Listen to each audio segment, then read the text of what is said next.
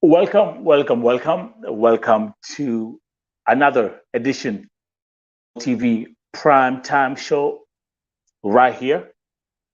I'm your presenter, Nelson Mike Muriuki.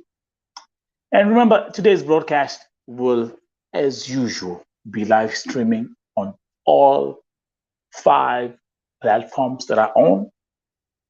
That is the Vote TV YouTube channel, the Nelson Mike Podcast YouTube channel, the KNEL Facebook page, my private page at Nelson Mike Medam Muriuki, and also on Twitter at Vote Television. Let me also make another announcement that effective tomorrow, Vote TV primetime shows will also be broadcasting on 2 extra platforms that I also own, which means effective from tomorrow, 1 broadcast here on Vote TV, our primetime show, will be running on 7 platforms at the same time. Vote TV is now becoming a 24-hour live stream broadcasting network. Elisema, 6 months ago, I'm building a broadcasting network. I'm not building a YouTube channel. Thank you very much. As I declare the road to 100,000 subscribers. Karibu, those who are tuning in.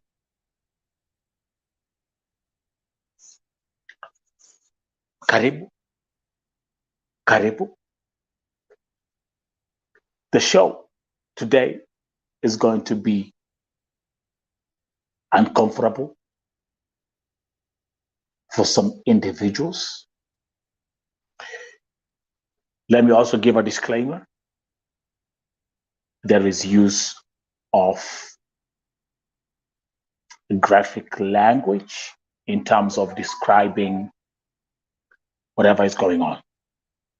Today's topic: the Saudi brothel business that is run by Kenyans. Ukweli usemwe,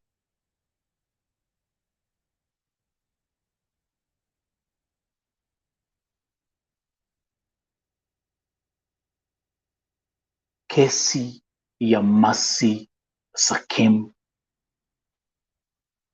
imenifungua macho mimi, na at the same time it has brought other things into light ambazo mimi mwenyewe sikuwa najua na watu wengi hawakuwa najua. I've been here for over 7 years. This is actually my 8th year running for. And I've fought for the rights of domestic workers. I've rescued domestic workers ambao wanapitia shida.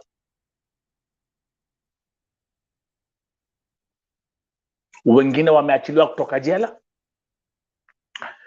Wengine wameachiliwa kutoka deportation centers.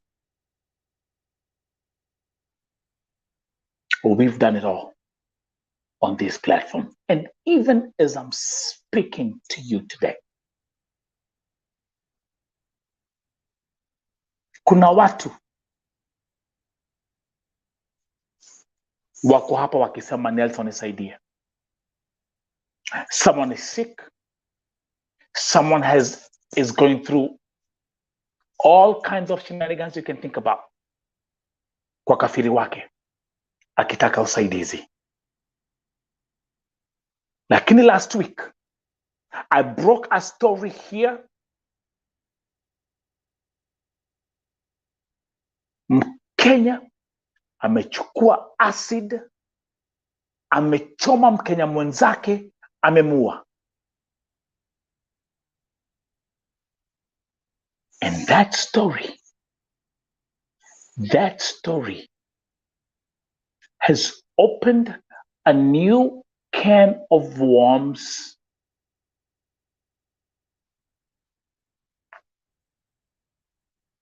na nimeona ule upande mwingine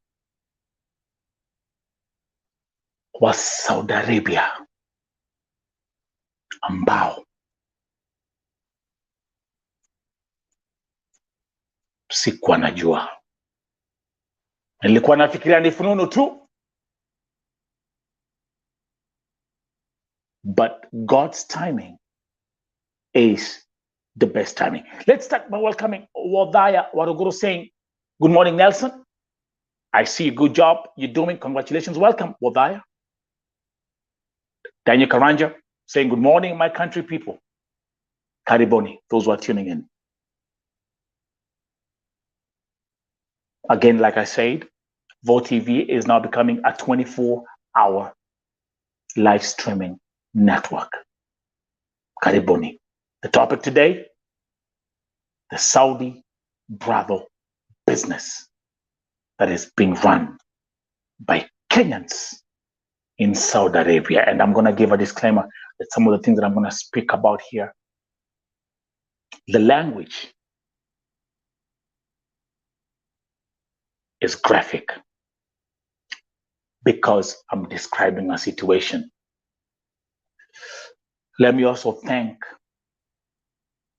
those who have come forward, wale ambao wamenipigia simu kuniandikia, wengine wakiwa na woga, wakiniambia Nelson, sitaki nijulikane, nikiongea nitafanyiwa, nikiongea nitapigwa vita, and even some have told me, and you'll see, I don't want to go back to Kenya na casket kwa sababu ya kuongea. Allow me to say, I know the power of my platform, and I guarantee you, whatever I'm going to show today, Kenyan news networks are watching, politicians are watching, the Saudi embassy in Riyadh is watching, agencies are watching. Na yale ambao nitaongea leo hii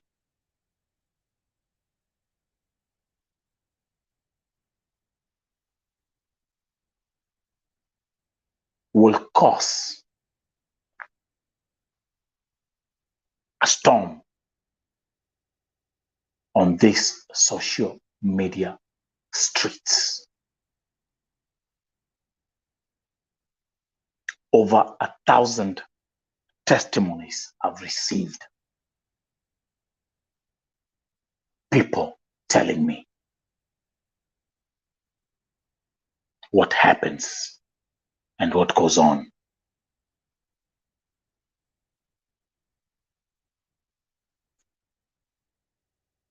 In Saudi Arabia.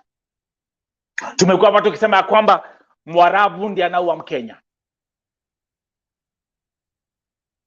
Lakini tumeamka tukapata Mkenya ameua Mkenya kwa sababu ya mwanaume. One thing I kept on asking myself the whole time, ni mbona huyu mwanamke alitumia acid? That thing with the acid kept on popping in my brain the whole time, and I kept on thinking about it. I'm like, why the acid? Why the acid? Why the acid? But little did I know that God was driving me in the direction of the source of other heinous crimes that are being committed by our fellow Kenyan brothers and my fellow Kenyan sisters. Wacha niwaambie haya. The story of Masi Sakim and Sheila is not about Mwarabu na Mkenya. It's a Kenyan on Kenyan crime. But wacha niwaambie yale ambayo nitaongea leo, and I repeat,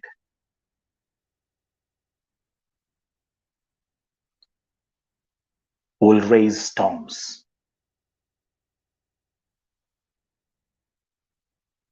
Umalaya, kujiuza, Gaza kulevya, organ harvesting.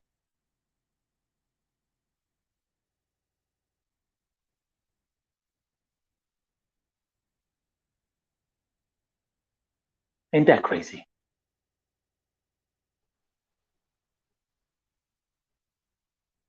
The whole time. All we focused on is how we can rescue those who are suffering and how we can rescue those who are in pain.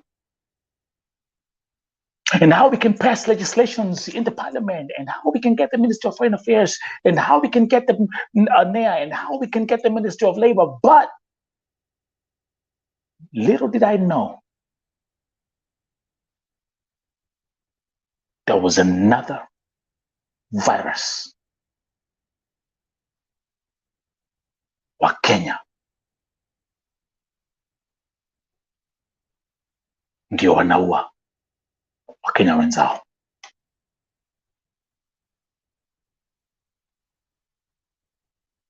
So without any further ado, allow me to present this story. And for the sake of the viewers and everyone who will be coming here, let me say there is use of extreme graphic language.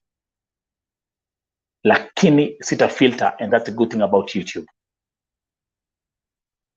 Because as long as I've given that disclaimer, everything works. And this video is for educational purposes.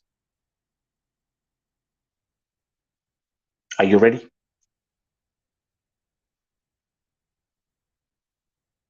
Are you ready? I hope you are. I'm going to come here.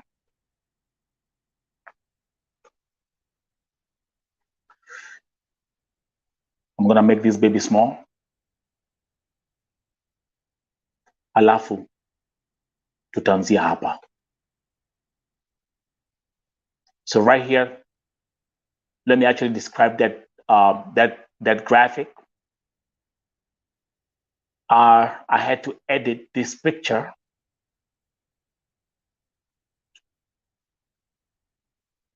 I received a video of Sheila, or I've received videos za Sheila akiwa uchi na vile yeye huwa anajiuza na yale mambo yeye huwa anafanya. Sheila ni yule msichana ambaye, ama ni yule mama ambaye ameua Masi Sakim. Hiyo video nitaiachilia kwa hivyo, lakini hapa ilibidi ni edit niweza kupresent vizuri. This was her akiwa kwa bafu and the things she was doing. But let's come up here.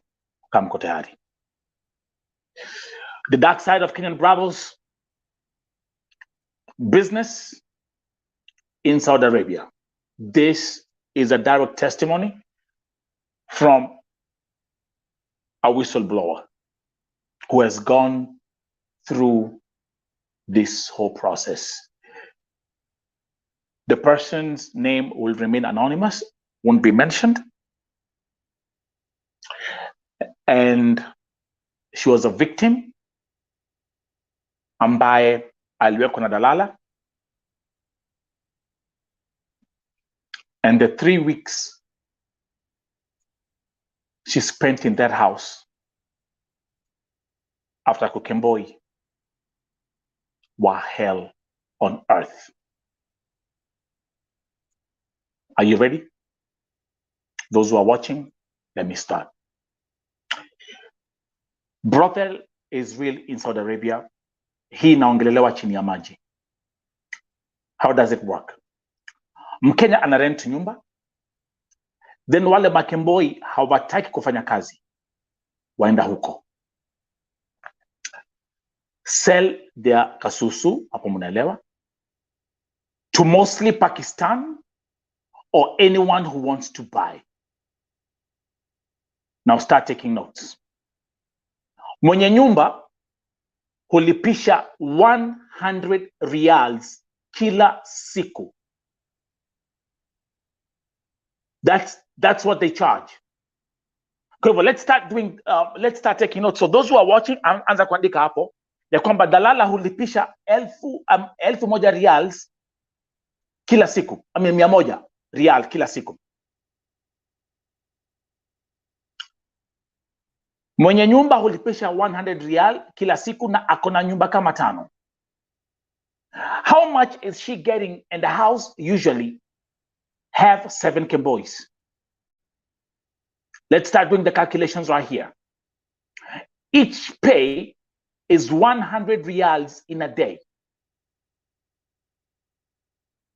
As you can see, the whistleblower wrote, "Hide my ID, sitaki kuuliwa, please."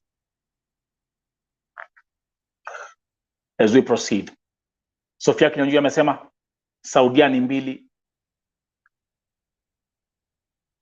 Nimekubali. So kwa hivyo ukiangalia hapa,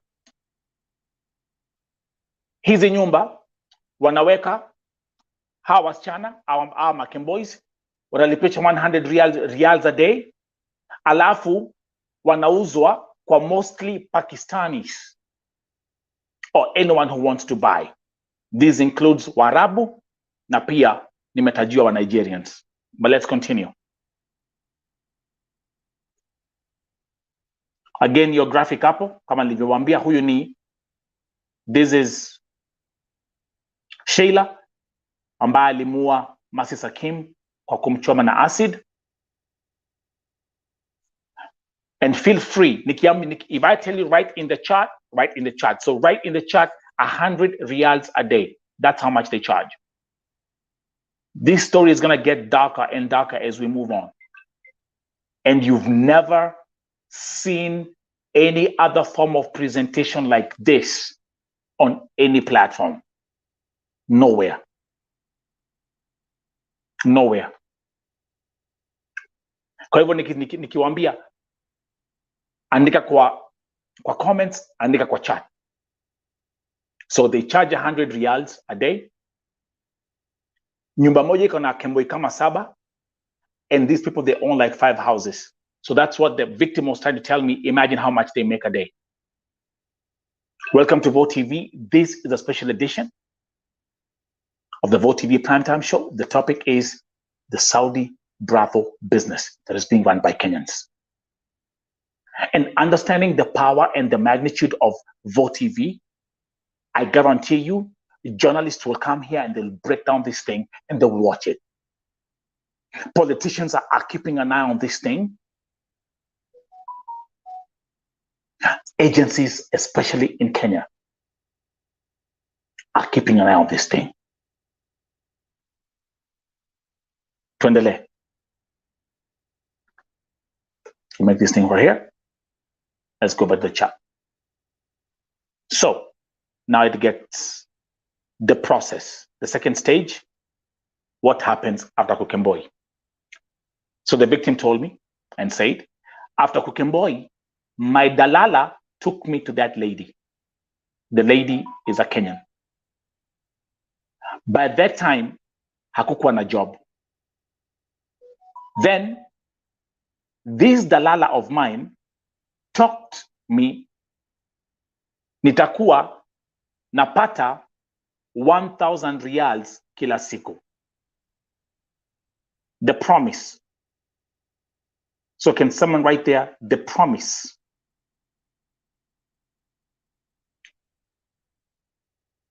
The promise was atakuwa napata 1,100 riyal a day after Kukemboi. So akaambia atakuwa napata 1,000 riyals kila siku, but sikujua ni job gani. Woye rekegwere. After kuland huko, wacha tu. What I saw, hell is even better. Let me tell you. I was a victim. I could cry every single day. I stayed like 3 weeks. Niliona kifo na macho. Nilikuwa na regret kukemboi. I could say, afadhali ningevumilia kwa Mwarabu. Are you with me? So what did she do? She continues. I prayed to God and fasted for 6 days. On the 4th day, God answered my prayers. I got a job. This is my 5th month. Nasijabadilisha nyumba. Unless uko kwa ground, no one will tell you the truth. Because huko, kwa hiyo, bizna kuna pesa. But let me tell the dalalas and those ladies that do have brothels in Saudi, they will never see heaven. Then she said, may they die before their days. Todo, stop there. Yale ambayo huyu msichana alipitia. Anasema yeye mwenyewe, I wish kama ningejua ningeishi kwa Mwarabu, ningevumilia kwa Mwarabu, because of what I went through. Guys, what I'm about to, it's gonna get darker.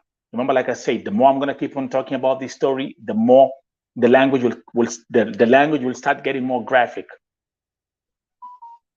And this is one testimony out of over 1,000 testimonies that have been sent to me since Thursday. Tuendelee.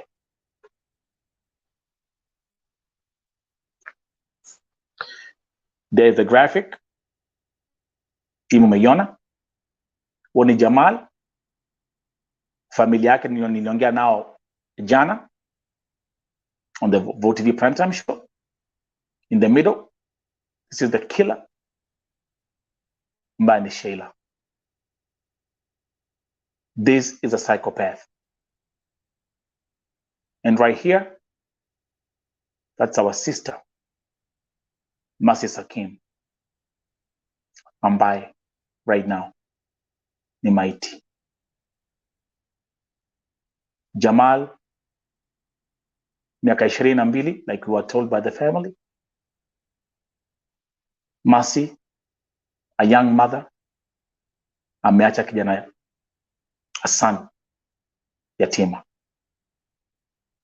Now, this story continues. The conversation of hiding her identity was because she says, because of my safety, you want me to go back in a casket?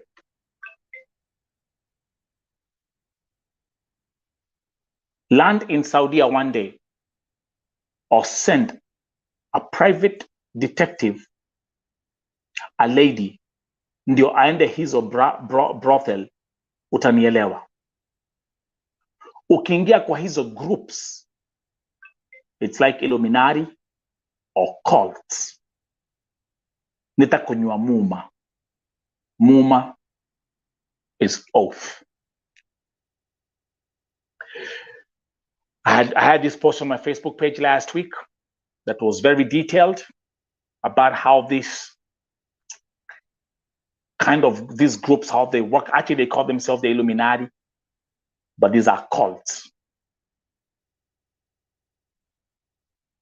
And the members of these cults, it's like they take an oath to protect their interests. But now, let's continue.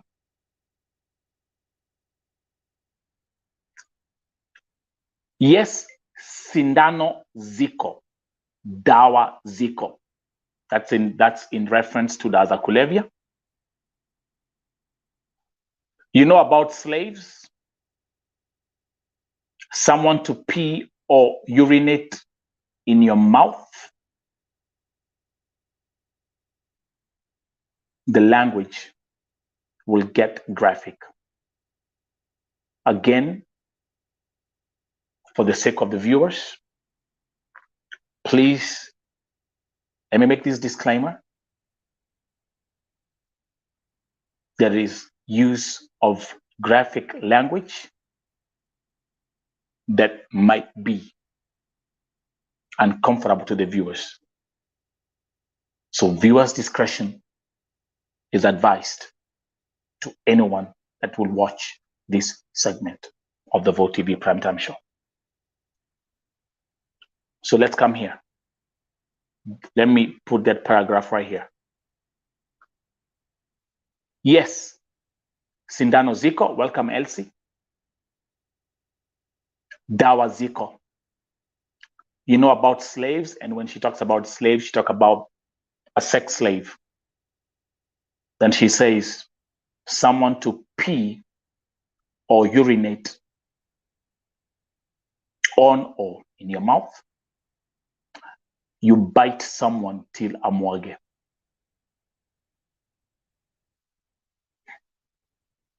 She continues. Sheila ni wengi. Huyu ndiye siku yake ilifika. Masi nao ni wengi wenye kuuliwa hivyo. Now, I want you guys to pay attention to that sentence right here. So let's start here. Yes, sindano ziko, dawa ziko, in reference to the Azakulevia. Then you know about the slaves, sex slaves, someone to pee or urinate in your mouth. You bite someone till amwage, because they're actually these customers, they love the pain, and that's how they reach orgasm. Just to be very frank about it, those who are coming in, karibu karibu karibu. But then let's look at this paragraph right here, and let me actually highlight that. Tuangalie hapa. Sheila ni wengi, huyu ndiye siku yake ilifika. Masi nao ni wengi wenye kuliwa hivyo. Then she asked me the question, have you ever wondered, mbona Kemboi wanakufa sana kuliko wenye wako contract?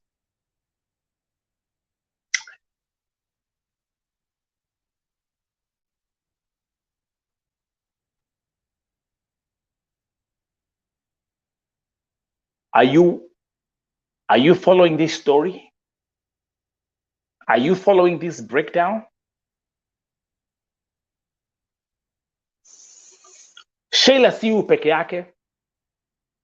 Huu siku yake ndio imefika.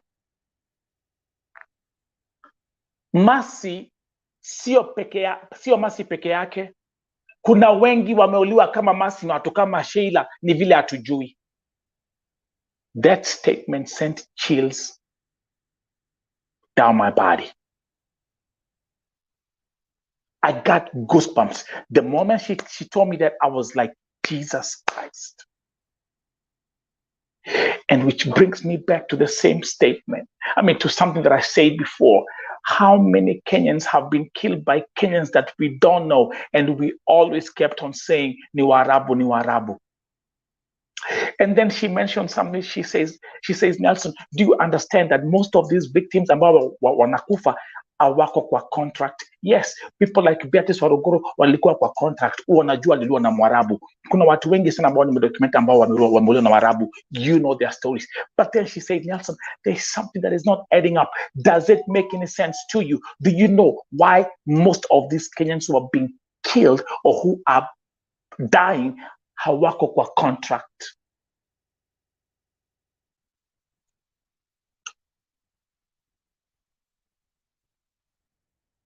I'm giving you this evidence raw. I'm giving you all this evidence raw, and this is my due diligence. And you think this is the only thing I got? I got over 1,000 testimonies since Thursday.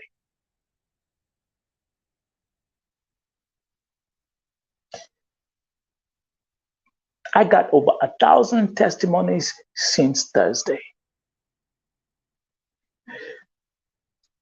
There is something that the family of Mercy told me. And this is actually what has given me the courage.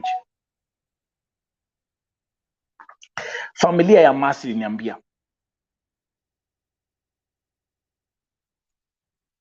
listen to this. Nelson, I have a prayer item that God will use you and help and use you to expose all the evil going on in Saudi. We are still in shock of Mercy's death, but God will soon help us to accept it.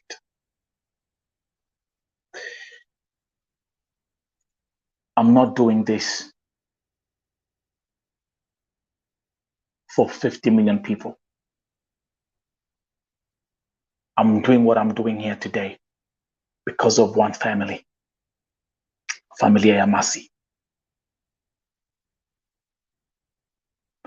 Tangu ni broadcast story ya Mercy, Familia ya Mercy imekuwa hapa. I've been talking to them. I talk to them directly. Na tangu Mercy ni break historia ya Mercy, Familia ya Jamal, I've been talking to them directly every day. I brought them to the show.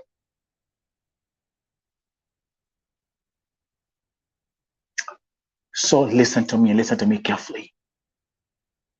I've never been afraid, especially when I know what I'm standing on is the truth and it's going to make a difference.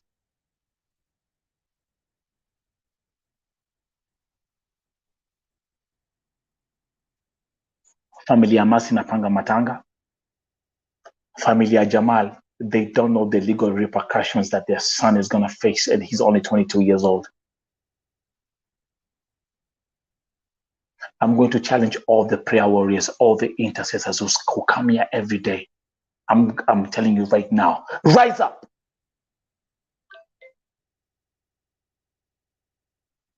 Rise up. Because this is a spiritual warfare and it's going to get bloody. Because we're dealing with people, the likes of Shayla, ambao si binadamu. These are animals. Na wanyama, they will do anything they can to protect their identity and protect their evil acts. They will be on these social media streets with pseudo accounts, locked profiles, mukijita majina funny. Lakini mjue na mnanijua na mnanitambua.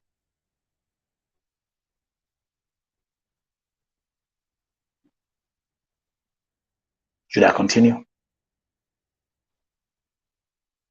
Again, remember today's video, there is use of extreme graphic language describing yale ambayo inafanyika Saudia. Now I'm going to bring the first picture. So look at this here. Angalia hapa. Sikiza hapa. It's either you pee on someone or someone pees in your mouth. Such things. This is understanding the nature of sex slavery our sisters are involved in.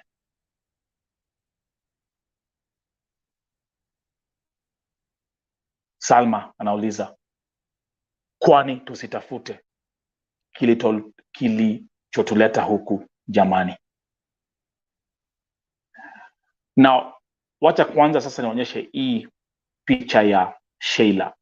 Huyu ni Sheila. Huyu ni Sheila.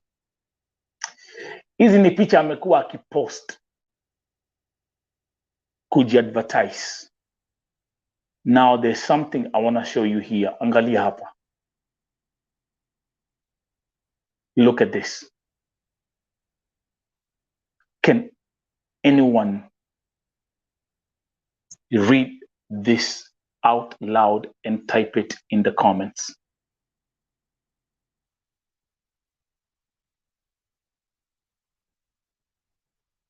Sheila ni wengi Saudia. And this is how they advertise their sex services. I do anal sex with 100 Saudi riyals. You see this?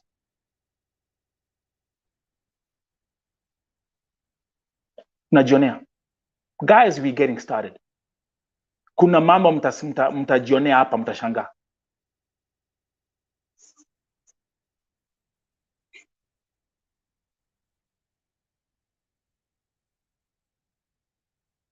Mutashanga.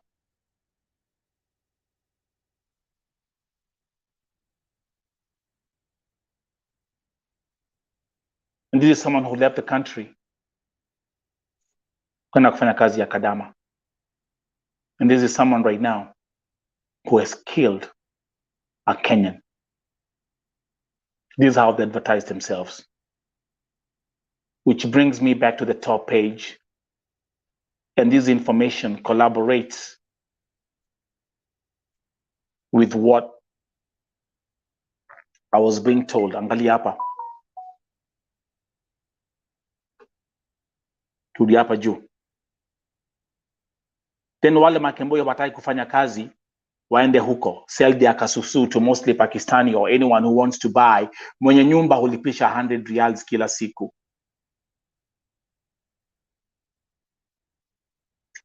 Are you guys connecting the dots here?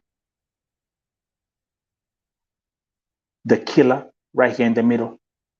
One is Sheila, one is Jamal.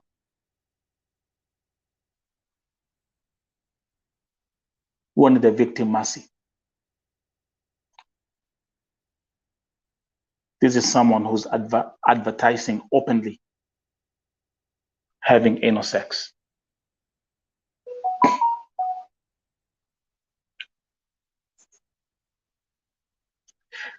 Let me read some comments.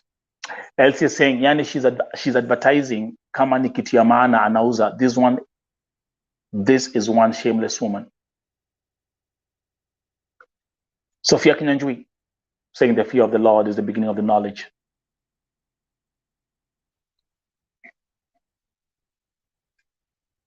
Again, welcome to this special edition of Vote TV Primetime Show. A disclaimer. The language that is used to describe the events that are taking place in this country, in this kingdom of Saudi Arabia, by Kenyans is graphic. So let's continue. Now, the whistleblower said, so this is a translation of what she said here. It's either you pee on someone or someone pee on your mouth, such things. But now she even put it more accurately in Kikuyu, and she said also, listen to this. Okamera modo kanua kananake agakomera. Let me actually read this whole paragraph here. Okamera modo kanua kananake agakomera. Wengine unamchapa mpaka anamwaga. He can't fuck with you, but the things you do to him, tigatu.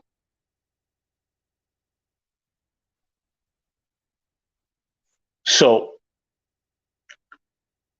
just for the sake of translation, the opening line, okamera modo kanwa, kananake agakomera, that means you, for lack of trying to be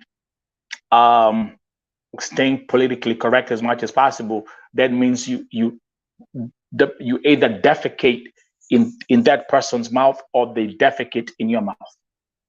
I mean, that's the nature. That's the nature of evil acts happening in this country. Hii ni mambo inafanywa na Wakenya Saudia.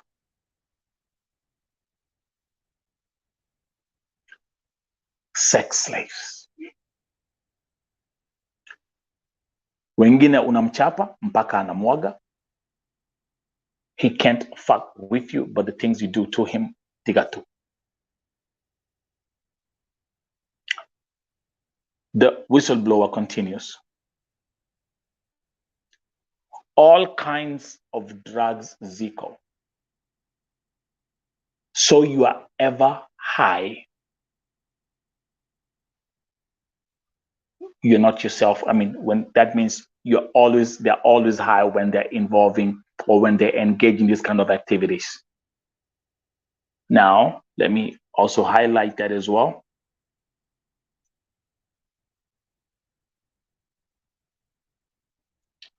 All kinds of drugs, Zico. So you are ever high, you're not yourself. Anal sex, still equal. All those dirty things in the name of money. Welcome, Majos Computer Solutions.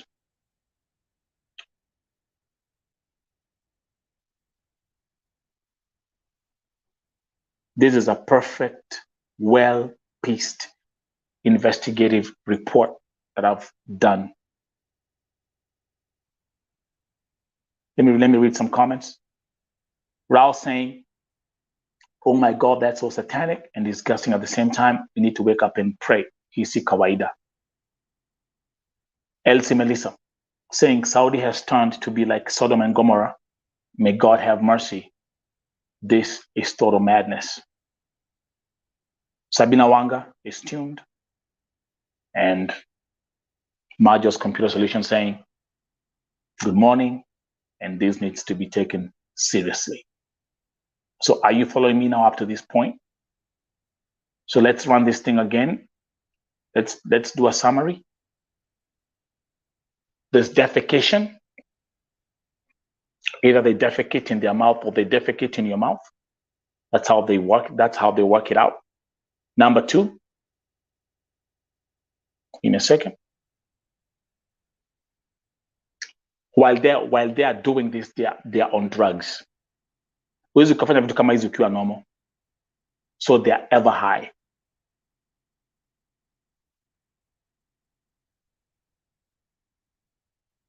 Number three, there's anal sex. There's anal sex. All those dirty things in the name of money.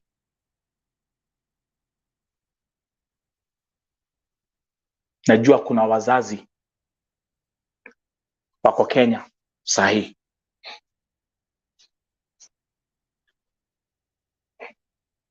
Ambao wako na watoto Saudia.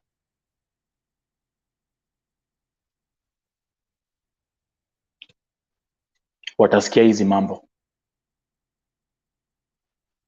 Wataanza kuita Mungu. Na kuna mzazi atasema,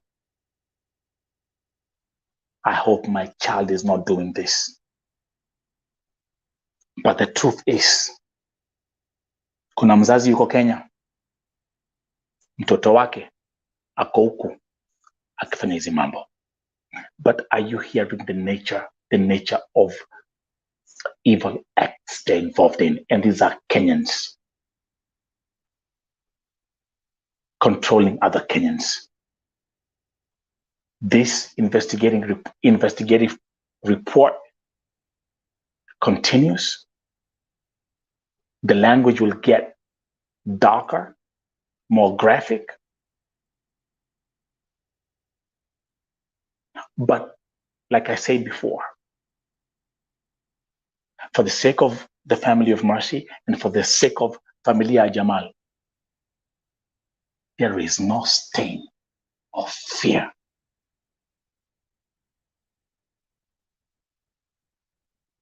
in my DNA.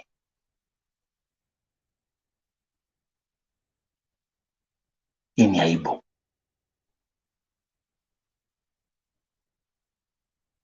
We can't have this both ways.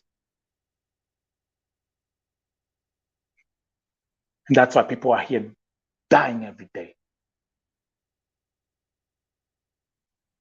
And we're here thinking the whole time, hapana. Sheila ni wengi. Wengi wamekufa kama Masi. Ni vile hatujui. Maybe it's the high time we revisit all those deaths that we have been reporting and we start running an accurate analysis to find out.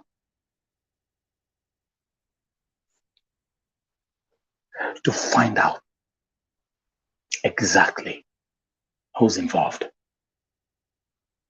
Can I continue? If you're new here,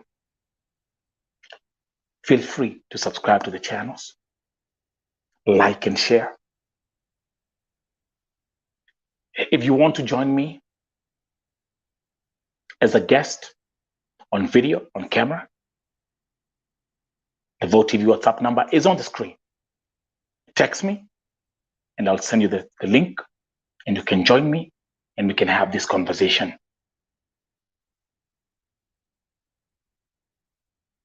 Let's continue. So I'll go back here. Tuendelee. Now, this picture here, hii picha ambayo mnaona hapa. You see this? Huo ni Sheila.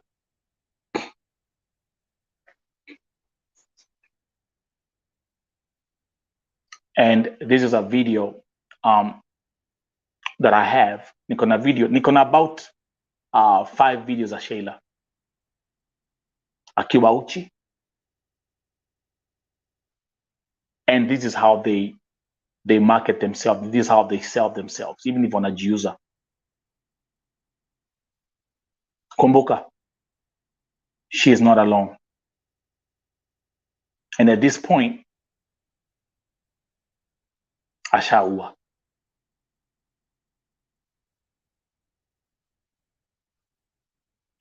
Can I continue? Let's continue. Payment.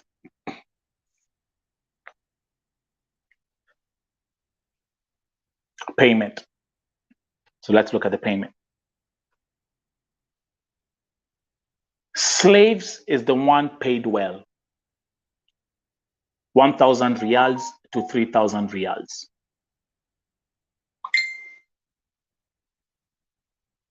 Anal sex, 800 riyals to 1,000 riyals.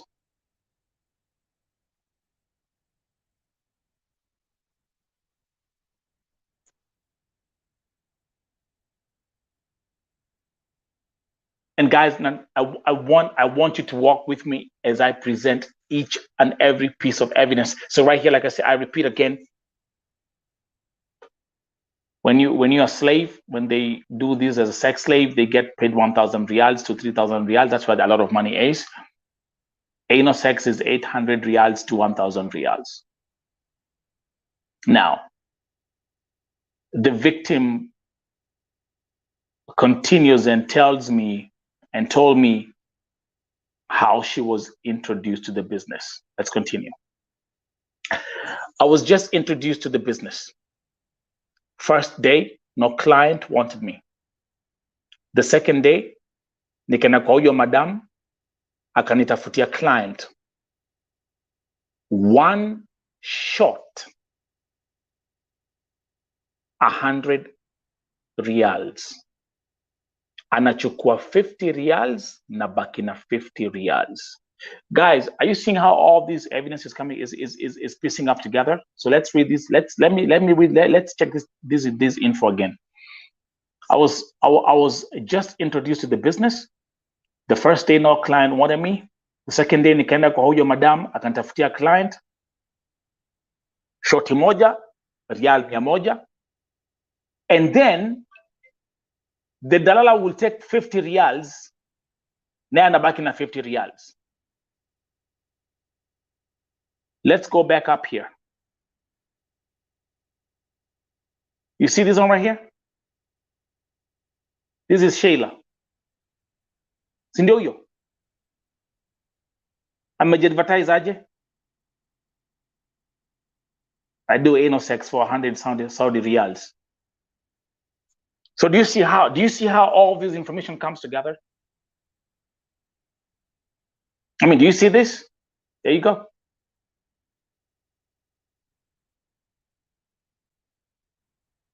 In her graphics, she's advertising 100 Saudi riyals for anal sex, and then you come down here,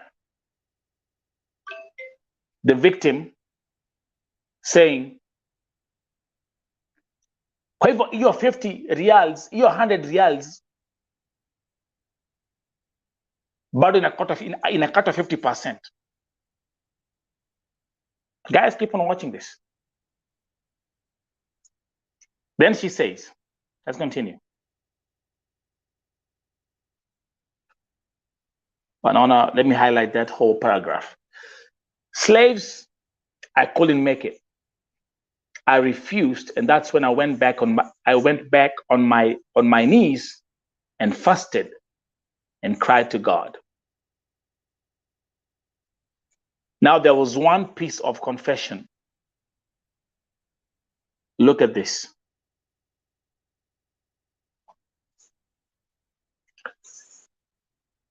Anal sex I did. Sema uchungu. Wacha tu. Sijui kama niliharibika. Tiga tu.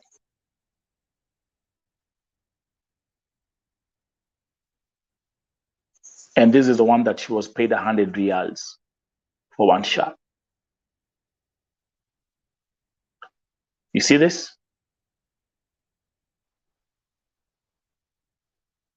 You see this? Then let's continue. Next point. Hii sasa nilifanya nisikie ngunyerere. UTIs ni mingi. We share the same client, hakuna hata kuoga. I had a very bad UTI. Sexual infected diseases. STDs, man. I mean, sexually transmitted diseases. But I got a medication after kupotea huko Kenya sijapimwa ni HIV. You see all this stuff here? We share the same client, hata hakuna kuoga. Now, this will get more, the language will get more graphic, and that's why I'm saying, please, viewers' discretion is advice. And that's a disclaimer that I also put at the beginning of this video. Tuendele. That's the life of Kemboi. Fanya research ujue mbona Kemboi wanakufa zaidi kuliko wenye wako contract. Most dalalas ni wa Kenya. Bronze, welcome. Most dalalas ni wa Kenya. Wenye wako na hizo brothels still ni wa Kenya. Huko kwa comment, she was referring to comments za YouTube na Facebook, hutapata hizi vitu. Juu mtu anaogopea life yake. But I thank God kunitoa huko. I'm now working in a good family. It's my 5th month now. and I will work for some time and then go back to Kenya. I do some tests. But I hope and believe I'm okay. Now, then I was nikamuuliza, can you briefly explain, okay, what exactly were you involved in as you were, and let's go back here. Because the next piece will also be graphic. So in the conversation, because listen, I'm trying every testimony that was coming through and every person that was calling me and texting me and all this stuff, I had to piece all the evidence together and see if it actually collaborates with other testimonies which I have. And I want to say this, all these testimonies, although I've received like over 1,000 testimonies, all these testimonies, they have the same elements. Dalala in Kenya. And by the way, these are they are mostly Kikuyus. Just our feature. Then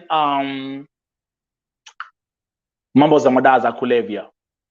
It's adding up in all of these testimonies. You see the element of drug use in all of these testimonies. Is it making sense?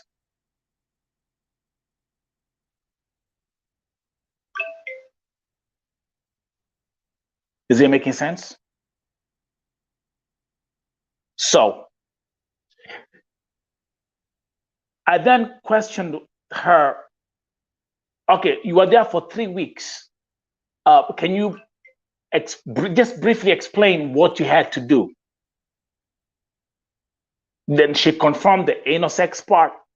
Alikuwa analipwa 100 reals. Na akilipwa 100 reals kwa huyu customer, the dalala anachukua 50%. This is crazy. That's per customer. Alafu kumbuke ya kwamba kwa hiyo room wanalipa 100 reals a day.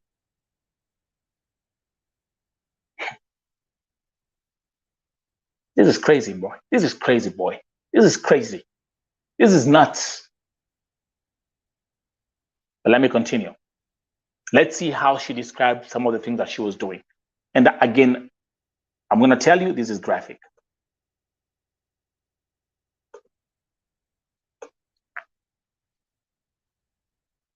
Let's come here.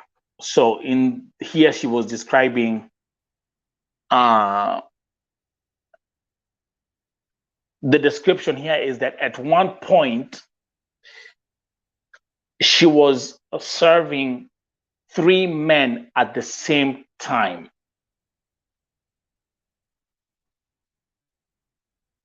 Get this clear. At one point, she was serving 3 men at the same time.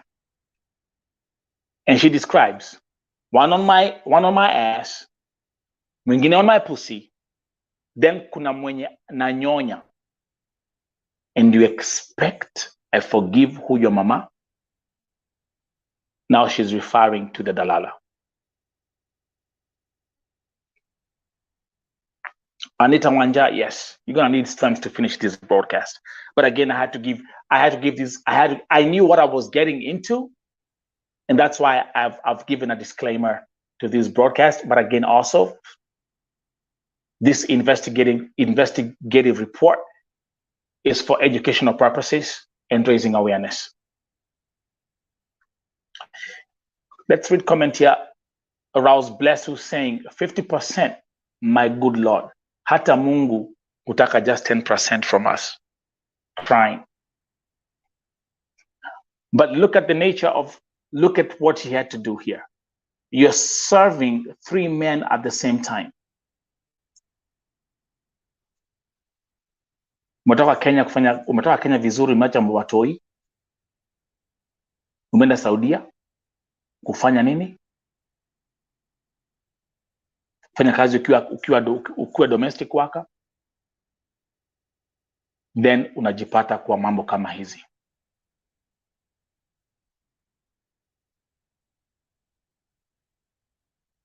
Anita Wanja, again, another confirmation I can tell you, yes, Kikuyus are the majority when it comes to this dalala business. She continues,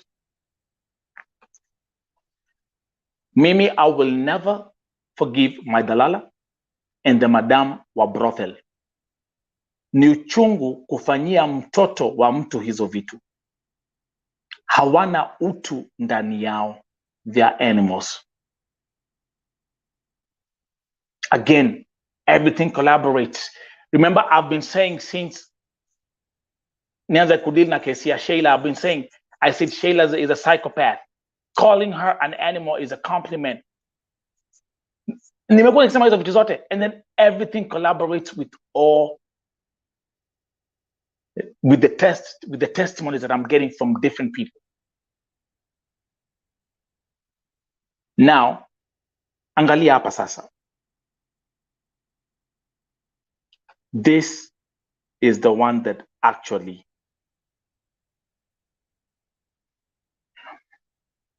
this one here gave me chills.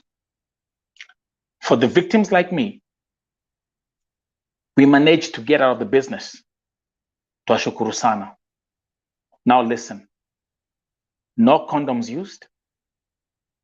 If you get pregnant, unaambia madam, abortion haraka haraka. Hata ukiwa na periods, hataki kujua. Other slaves want to suck your period. Rekegwire. Only God akuje na asitumane. Let's actually pause at this point. We have to pause at this point right here. Give me a second.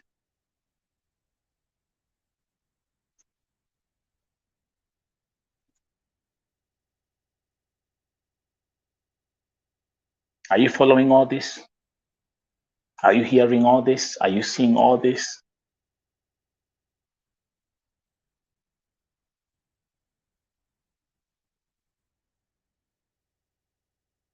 You see, it's interesting because if you go back to history, the genesis of slavery was not white people buying black men or black women.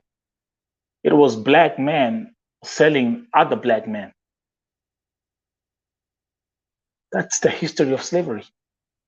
If you look at the history of colonialism, even back in Kenya and back in Africa, it started with black people selling each other. The white man was just playing with the system. And this the same thing here. Hawa ni Wakenya ambao wanauza Wakenya wengine. Am I making sense here? What's 1 + 1? It's not 4. It's equals 2. A Kenyan dalala who has her own room, books in 7 Kimbois in one room, has a price for each and every one of them. They're sourcing customers. You have Pakistanis, you have Nigerians, you have Arabs. This is the bread, this is the cut, this is how much I get. And we are here saying no more slavery.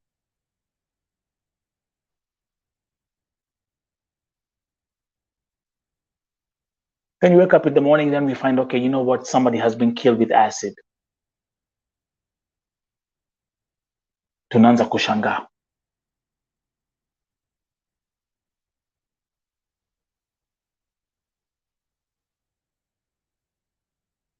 Ain't this crazy?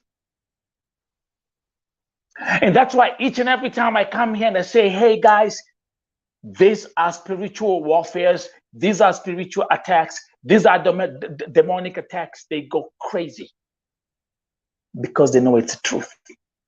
And by the way, Leo, pay attention. Leo, kwa Facebook, na TikTok, na YouTube, there will be 1 million pseudo accounts because that's how they operate. Watakuwa kila mahali with pseudo accounts, locked profiles, especially kwa Facebook. Ziko locked profiles zote. All of them are locked profiles. That's how they operate. These gangs, that's how they operate. Shame on you can't even show your own face.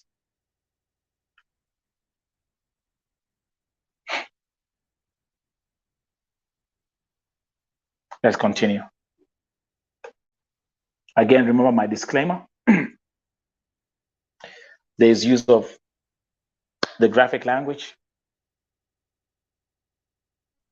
So again, for the victims like me, we managed to get out of the business. Twashukuru sana. No condoms were used. If you get pregnant, unaambia madam, abortion haraka haraka. So again, hizi mambo za abortions, ni wangapi wamekufa wakitoa mimba? Hata ukiwa na periods hataki kujua. Other slaves, they want to suck your period. All that nonsense. Then here,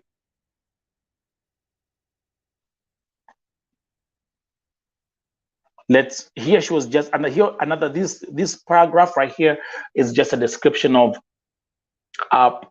some of the activities that she was involved in. Okay, saying yale ambayo amepitia, even now she has nightmares. She was serving up to 3 men at a time. Ndio nasema moja ako nyuma, mwingine ako nyuma, alafu kuna mwenye unanyonya.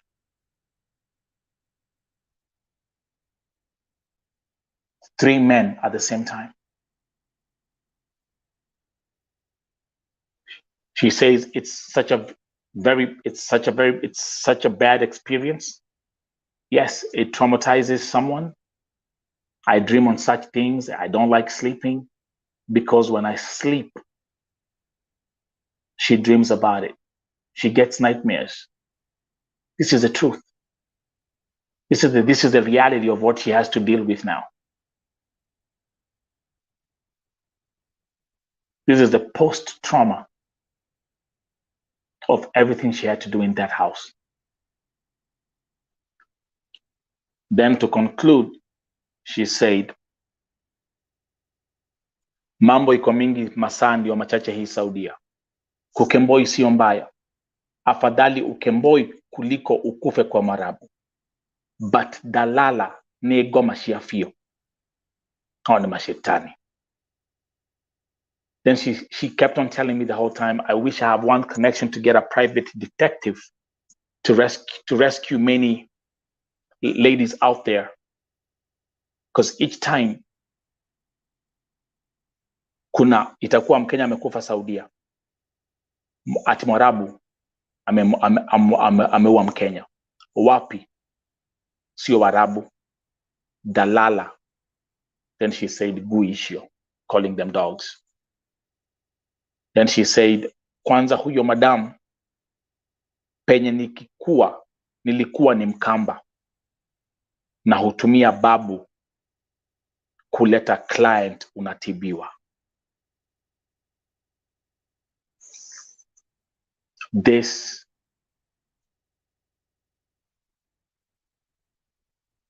what I've shown you today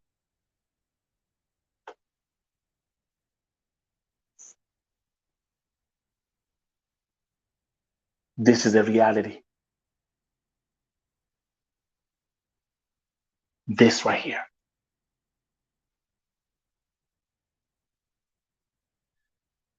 Let me hear your thoughts.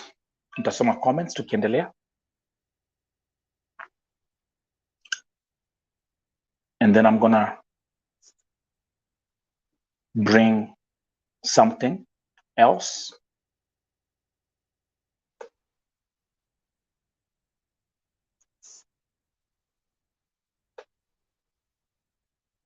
Taka tuingie hapa.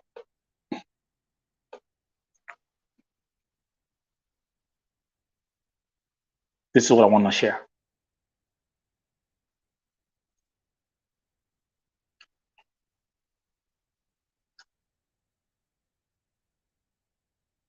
Let me make this one small. Africa evil. This is how the story started.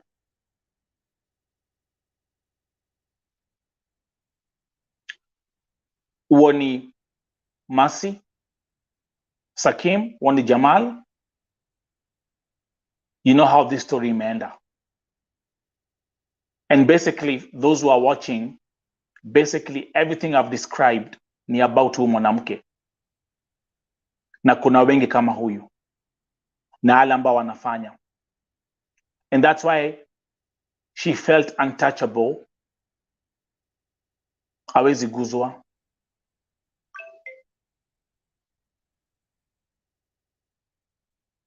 Then let's go back to the evidence ambayo nilikuwa nimepatiwa. This is Jamal akiwa kwa hospitali, but then let's look at especially where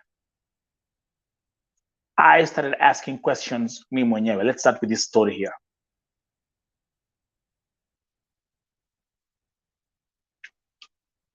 Tuanze na hii story.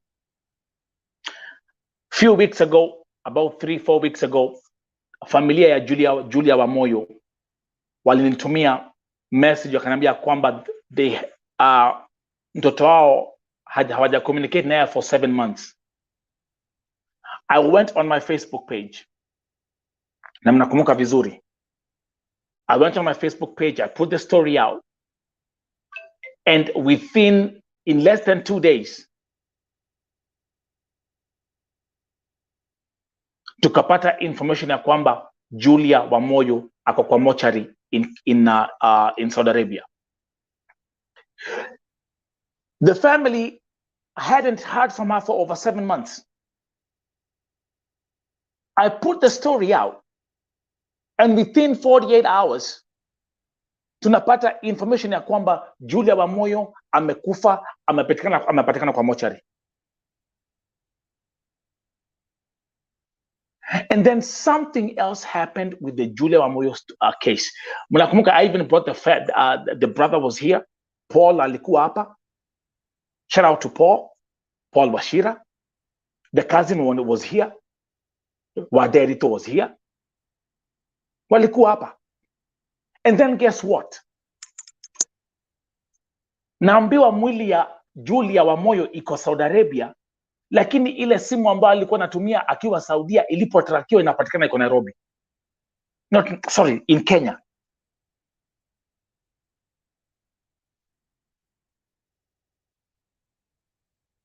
Mwili ya Julia iko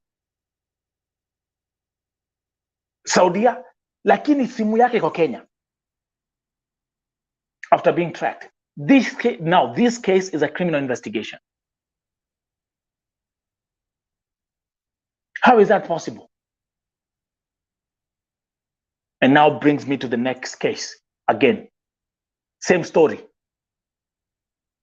Na in fact, I'll try to nitajaribu kuona kama nitapata familia ya Magi, kwa sababu nimekuwa I've been trying to get them to come live.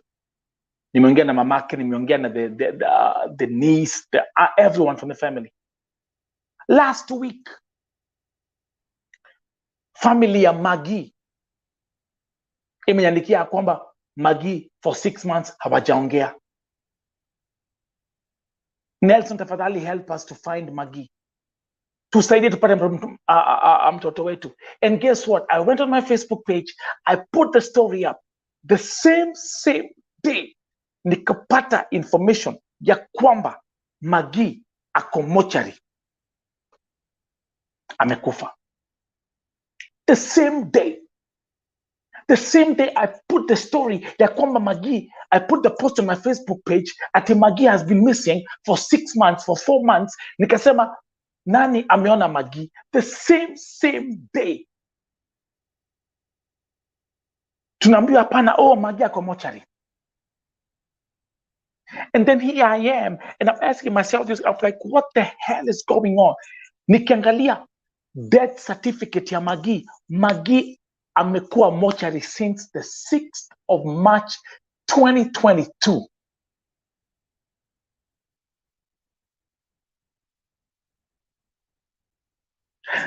March, April, May, June, July, August, September, October. This is the 8th month.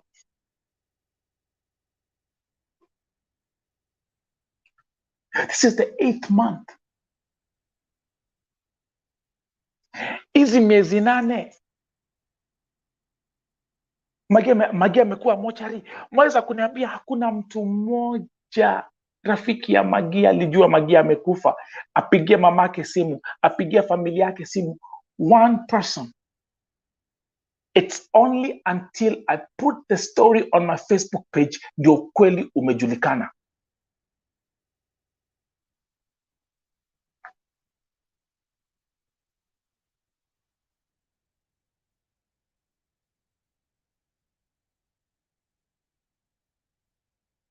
It even gets better. Magi alikuwa Kemboi, Julia alikuwa Kemboi. Hey guys, are you all putting all these things together? Are you all putting all this stuff together? Because I'm asking you a question. Is this a coincidence?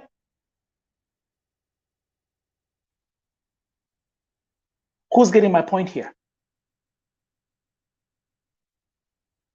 Is this a coincidence? Julia went missing 7 months ago.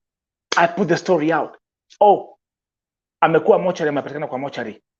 Okay, for those 7 months, mwataka kuniambia hakuna msichana ama Kemboi walikuwa best yake ya Julia, hakuna msichana mmoja ambaye akuwa na simu ya Julia apigia familia yake simu. But then in the Julia case it even gets better because mwili ya Julia iko Saudia, lakini simu ile ambayo alikuwa anatumia iko Kenya.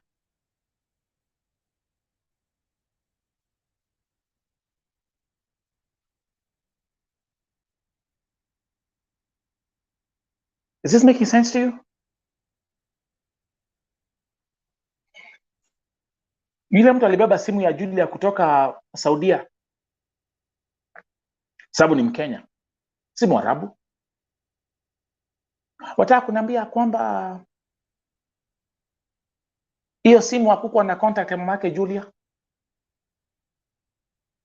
That we had to know that Julia is dead after I put the story on my Facebook page?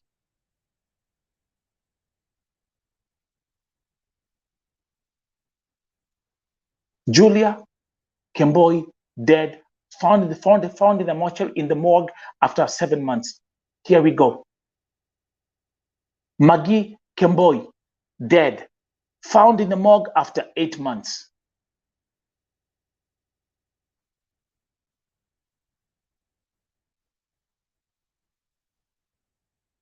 Is all this adding up? Are you not getting it now? And now come back to the piece, to what the whistleblower has told me. Na wengi Nelson fanya investigation, wasichana wengi wanakufia huku nje, wanakufia Saudia, awako under contract, wako ni Makemboi. That makes sense to me now. Na ndio sababu nimesema ya kwamba we really have to go back, turudi, tuanze kuangalia ni wangapi wamekufia Saudia, point number 1. Number 2, walikuwa ni Makemboi. And number 3, start analyzing how they died. Again, hatuongei mambo ya wale ambao wameuliwa under contract na Mwarabu kwa sababu wako.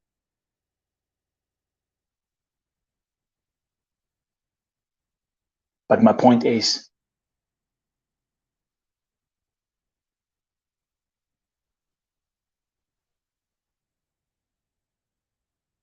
tumeamka tukapata msichana ama mshosho ama mumama ameua Mkenya mwenzake na acid juu ya mwanaume.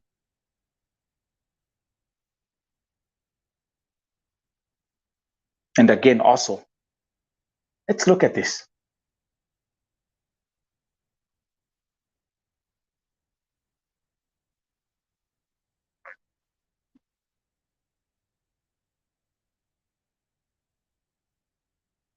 Masi pia alikuwa Kemboi.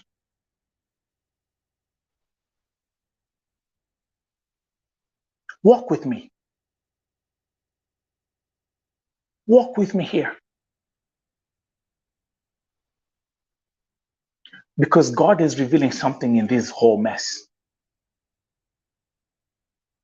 And I'm calling this for me. Actually, let me actually give you a revelation.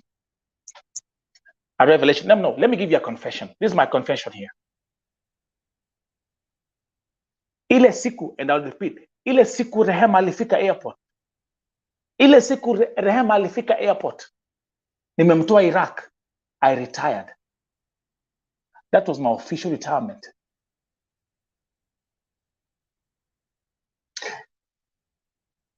But there was something else that was left.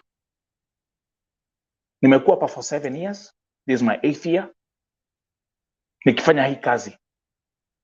And all the time I've always focused on what? Fighting for human rights, advocating for human rights for the domestic workers, advocating for their safety, advocating for their protection, all those things. Lakini this here has happened for a reason, and I thank God for it. Kwa sababu Mungu umenifungua macho ingine ambao nilikuwa nimeyafunga. Nilikuwa kipofu, sikuwa nayaona. So me, I'm the person who can break this thing perfectly for a normal thinking human being to understand. And everything which I'm saying backed with facts, backed with testimonies, backed with evidence. Let's go back here. Again,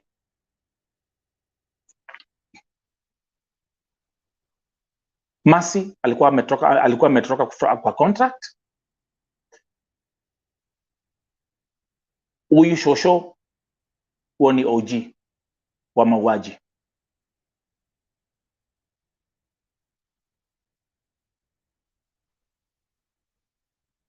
Huo ni victim Jamal. Look at this. Huo ni Sheila. This is how they advertise for their services.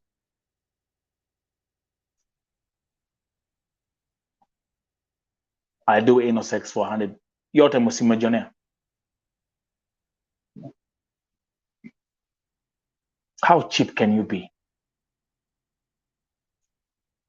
But all that I've explained today. There you go. That's how they operate.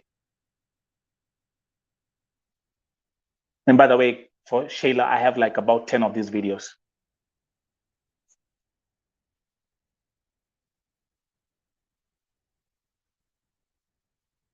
Julia Oranawe alikuwa Kemboi. Found dead after 7 months. Simu iko Kenya. Maggie, 6-7 months. And these 2 cases here is after I posted them on my Facebook page. Ndio anapatikana.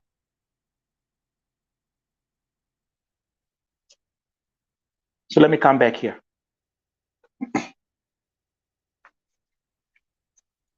And I want you to help me to answer one simple question. Julia hakuwa na mabeshte au makemboi walikuwa nao, ama wasichana walikuwa naishi nao? Hakuwa na mabeshte?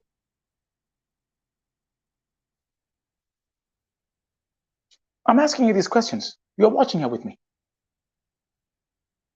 I want you to be an active audience.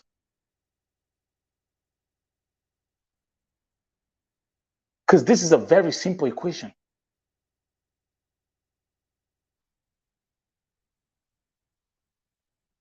One month, 2 months, 3 months, 4 months, 5 months, 6 months, 7 months. Familia hawajui kule mtu yuko.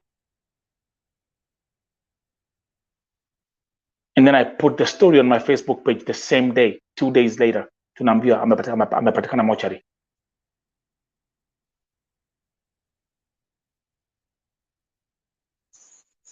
Kesi ya Maggie.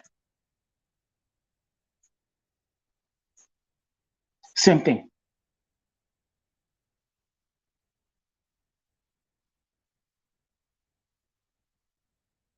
Exactly. Waliogopa kuongea.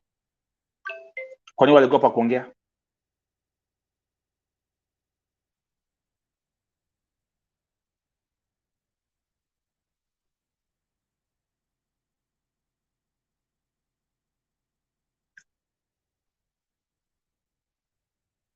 Waliogopa kuongea kwa nini?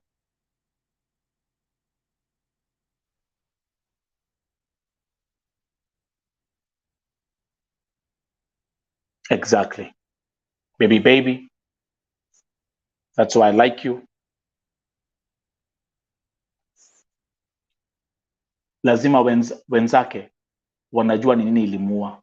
That's why they kept quiet. In other words, kifo cha Magi tusiwekelee Mwarabu.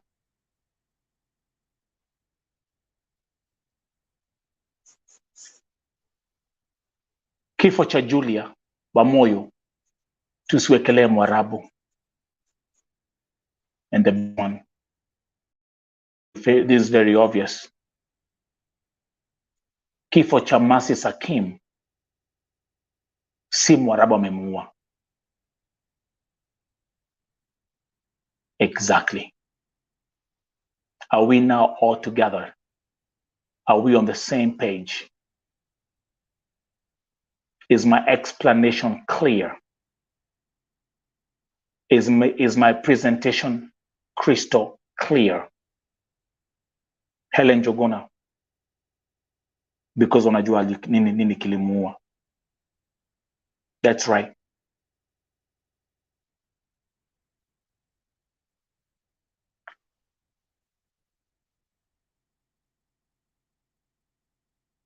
Nimekuwa nikisema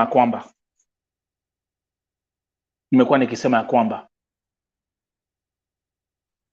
VOTV, I'm running the news cycle in Kenya.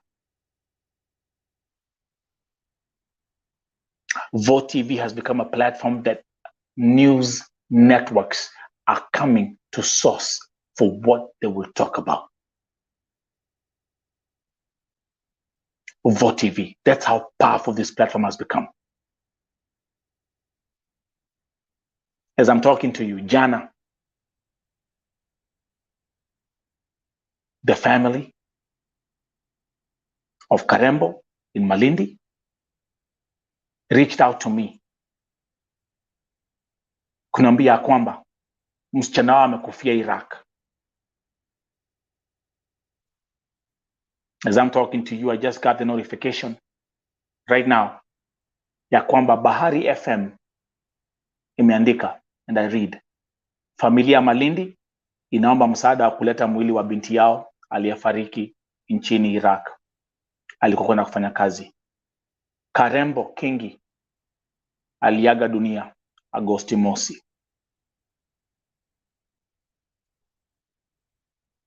I broke this story yesterday. Si mlikuwa hapa? VOTV, huduma kwa wote. Ahmad Salim, thank you. Baby, it's loud and clear. As I'm talking to you,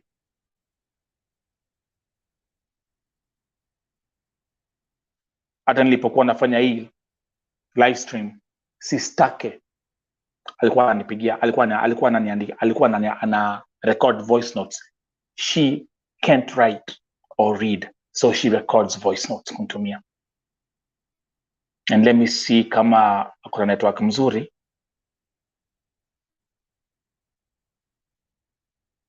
Apokee.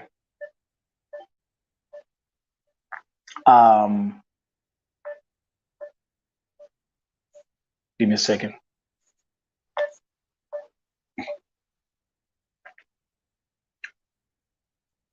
So this is where I'm coming from. And let me say I'm very humble because all these cases that I'm breaking here, these are original cases that come directly from the parents, the families, or the victims. I don't jump on other YouTube channels to go and look for content to come and talk about on my channel. Vo TV has been built by originality, and I will stick to it. That's why right now pale tumefika, kama msimeangalia program right now, 24 hours of live streaming. That's how much I have. This is a broadcasting network. So again, asante kwa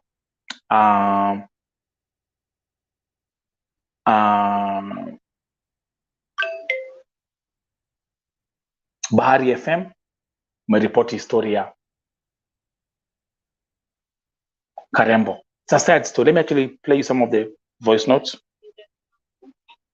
Ni mzaliwa Malindi Myeye, alisafiri mwezi wa 12 kuelekea Iraq, lakini kufika mwezi wa 7 ndo akapata umauti. Tumejaribu kwa so amekuwa akirekodi nashindwa na kukuelezea vizuri kwa sababu so sistake what she does is she can't write, so she records voice notes. So let me just give you an idea. Mimi namshukuru Mungu niko poa.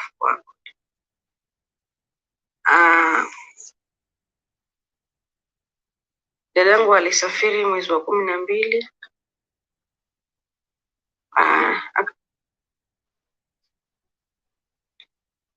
Lakini agent nilimuongelesha kutokea mwanzo kabla hajafariki. Nikamwambia dadangu hawezi kukutafuta halafu wewe hauingi online kila wakati. Sasa huyo agent akanambia kwamba wasichana wengi wakipelekwa huko ni sia, lakini si kwamba dadako ni mgonjwa. Nikamwambia hapana, huyu ni mtu mzima, hawezi kujifanyisha eti ni mgonjwa na si mgonjwa. Kwa hiyo agent, nakuomba unisaidie kwa hili, kwa sababu dadangu mahali kwenye yuko hata hawezi. Tafadhali agent. Lakini agent alitoka akasema, wewe muongeleshe dadako, umpatie moyo aendelee na kazi. Haya, akatoka online. Siku ya pili yake nikamwambia hapana, dadangu ni mgonjwa, vipi wewe huko unafikiriaje? Akaniambia kwamba nimepata ripoti kutoka kwa bosi wake. Yeye alipata bosi mzuri sana. Alipata bosi mzuri. Kamwambia wewe Waarabu unasema ni wazuri sana. Let me actually pause it there kwa sababu I have I want this to be a story on its own. Let's go back to what I was talking about. Boaz rap saying, I always ask myself more questions why Kenyans we are fighting each other and yet tumeenda kusaka kusaidia familia zetu. Mungu atusaidie sana. Naomi Njoki, but wakiwa mtu siwapeana information mapema ndio familia ijipange.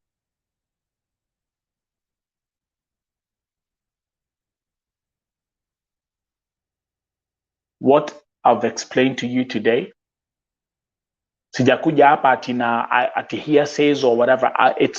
It's something that I've taken my time, listened to all the testimonies that I've reached. I want to say thank you very much. I want to say thank you very much to all that have come out kuongea and telling me the truth. Na kama nilivyowaambia, your identities will be protected. I will not reveal your identities.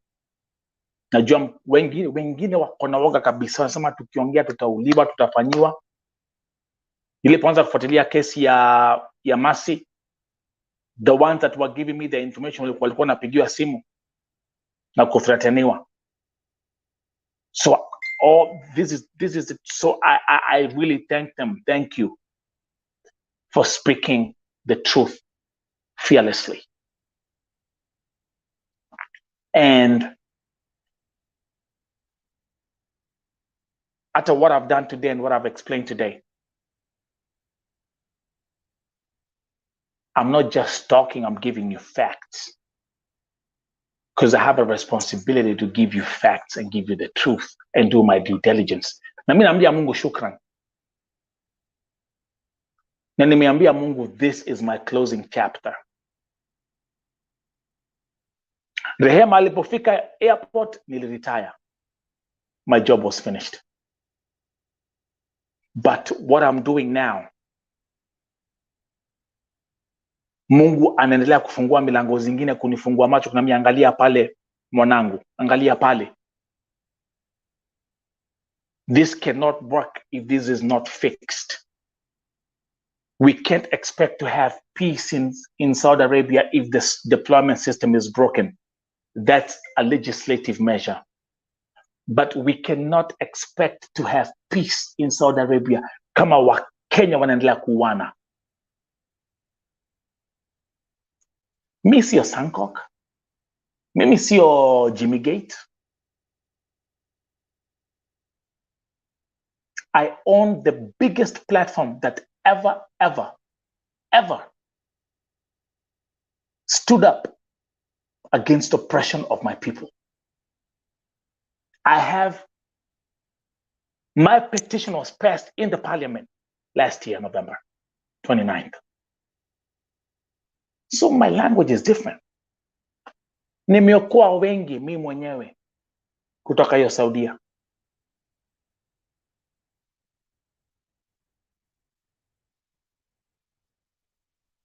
And trust you me, I know my platform reaches out to millions of people, and when I speak, they listen. Elizabeth Chemutai, may God use you as a vessel, Nelson. May He protect you always. Thanks for helping our fellow Kenyans in Gulf. God is exposing the dark side of our brothers and sisters. There is more ahead. It's true. Oh, tu ni mwanzo. Allow me to also say I'm very humbled. Thank you very much, Familia Julia. Thank you.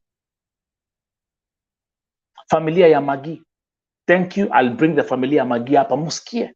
Because I've been talking, nimekuwa nikiongea na mamake, nimeongea na the whole family ya Magi. The nieces are calling me. And Magi was only 29 years old. Only 29 years old. Miaka 29. Nimepokea death certificate leo. Only 29 years old.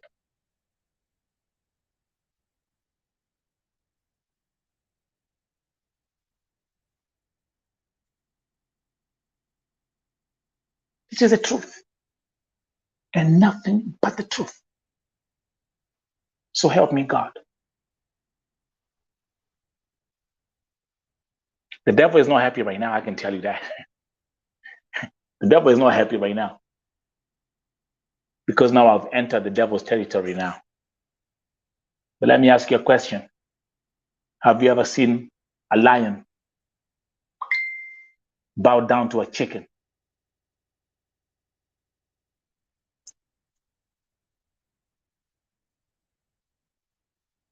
Have you ever seen a lion bow down to a chicken? That's why you can't show your face. That's why you are on these social media streets with locked profiles and fake names and fake profiles and fake everything, because everything that you do is fake.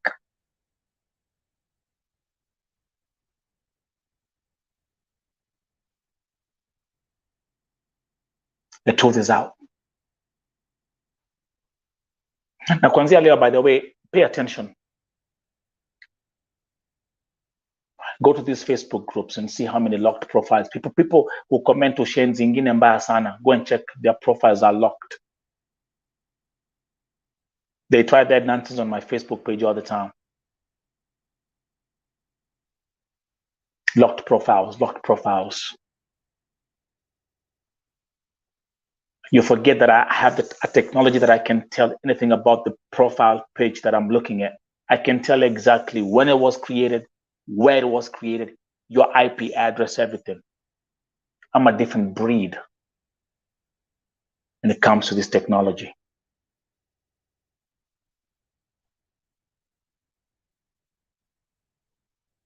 lakini ukweli ni Wakenya wanaua Wakenya wenzao.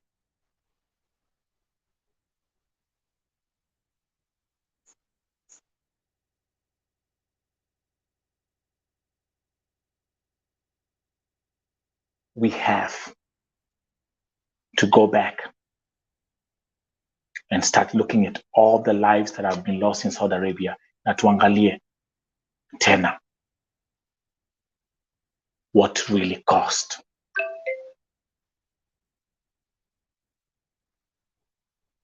Those deaths. But there's also another dark reality, ya kwamba kuna wazazi Kenya ambao hawatawahi pokea watoto wao kwa sababu waliuliwa na akatupwa mbali. Kuna watoto nyumbani ambao hataweza pokea mama zao. And some of you mko kwa my inbox mkisema, Nelson, mtoto wangu alienda 2015, 2014, 2016, 2017, 2018. And the sad reality is they are not here. And no one is here to account for their death or even know how they died. Umesikia vile? And this is also has been confirmed by multiple sources. Hizi abortions wanapelekwa, when they go wrong or when they go bad, mtu akikufa, they just chop their bodies and they dump them in a dustbin and wanamwagilia acid. So hii story ya acid, ya huu mwanamke hapa, hii ni kitu amefanya, ni kitu amezoea, ni kitu anajua. And I thank God again for helping me piecing that thing together, because the first time nilipomwambia kwamba Sheila alimwagilia Mercy acid na Jamal acid, I kept on asking myself, why acid? And where do you get acid? Where do you get all that acid? Lazima ingekuwa ni kama mtungi mzima hivi acid uweze kumwagilia mtu. Mercy alikuwa amechomeka 75%. Jamal unaona upande wake let me make this thing bigger. Tunikuja hapa Jamal, na mlisikia tukiexplainiwa na familia yake. Give me a second.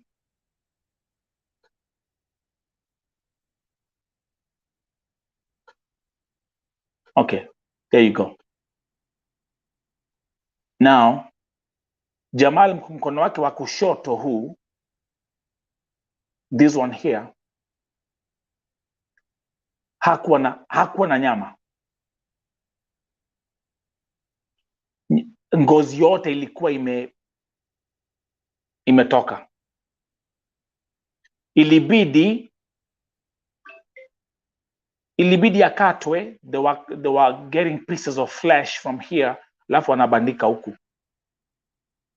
Hii mkono yake ya kushoto. Where do you get all this acid from? Kwa hivyo ni vitu wanafanya. Huyu si mara yake ya kwanza kuua.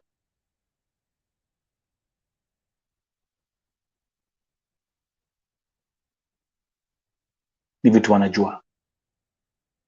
So guys,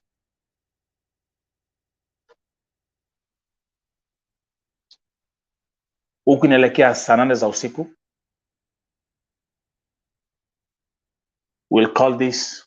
I'll end this broadcast. Please go on the YouTube page, go on my Facebook page and have a look at the schedule for today. Have a look at which live streams we have today.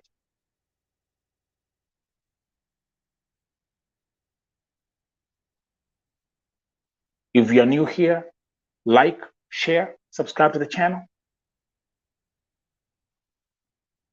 I speak courage, fearlessly and eloquently, and I've done so today. And I will handle and deal with any consequences that will come with it.